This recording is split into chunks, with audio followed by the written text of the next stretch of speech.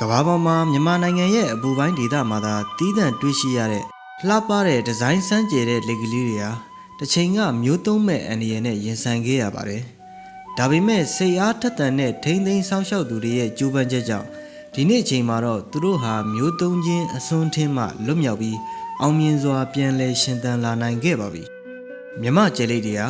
မြန်မာနိုင်ငံအလဲပိုင်းအပူပိုင်းဒေသမှာသာတွေ့ရှိရတဲ့မျိုးစိဖြစ်ပါတယ်။သူတို့ရဲ့လှပတဲ့အခွန်ဒီဇိုင်းတွေကြောင့်တရားမဝင်ရောင်းဝယ်ဖောက်ကားသူတွေရဲ့ပြစ်မှတ်ဖြစ်လာခဲ့ပြီးအိမ်မွေးတိရစ္ဆာန်ဖြစ်စူဆောင်းလိုသူတွေရဲ့ဝယ်လိုအားမြင့်တက်လာမှုနဲ့တူ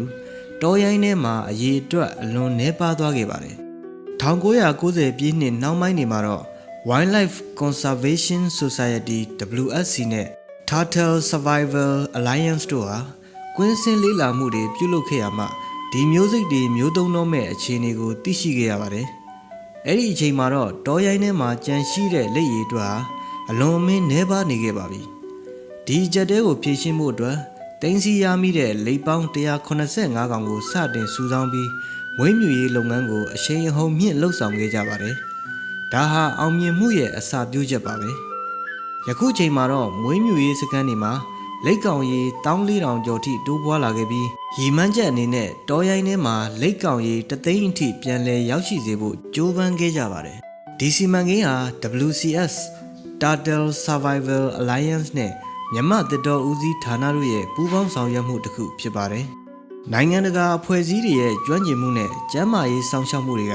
ဒီလိပ်ကလေးတွေကိုအောင်မြင်စွာပြန်လည်မွေးမြူနိုင်ခဲ့ပါတယ်။ဒီလုပ်ငန်းစဉ်ဟာအမေရိကန်နိုင်ငံရဲ့သမိုင်းဝင်တောရိုင်းကျွဲတွေကိုမျိုးသုံးရံမှကယ်တင်ခဲ့တဲ့အတွေ့အကြုံနဲ့ဆင်တူပါတယ်။တောရိုင်းတိရစ္ဆာန်ထိန်းသိမ်းရေးသမားတွေတိရစ္ဆာန်ယုံကျွမ်းကျင်ပညာရှင်တွေနဲ့တိရစ္ဆာန်ဆေးကုဆရာဝန်တွေအားလုံးကတစိမ့်တဝမ်းနဲ့ပူးပေါင်းဆောင်ရွက်ခြင်းကသာဒီလိုမျိုးစိတ်တစ်ခုကိုပြန်လည်အသက်သွင်းနိုင်တာဖြစ်တယ်ဆိုတာကိုဒီစီမံကိန်းကသက်သေပြလိုက်တာပါ။မြမကျဲလိတ်တွေရဲ့အောင်မြင်မှုဇလန်းကနေတဘာဝပတ်ဝန်းကျင်ကိုတန်ဖိုးထားတဲ့လူသားတို့ရဲ့စိတ်ဓာတ်နဲ့အနစ်နာခံမှုတွေကိုဖော်ညွှန်းနေပါတယ်။တစ်ချိန်ကပျောက်ကွယ်လူနီးပါးဖြစ်ခဲ့တဲ့ဒီတတဝါလေးတွေဟာယခုအခါမှာတော့မြမမြေပြင်ပေါ်မှာထပ်မံခြေချနိုင်ဖို့မျှော်လင့်ချက်အပြည့်နဲ့ပြန်လည်ရောက်ရှိလာနေပါပြီ။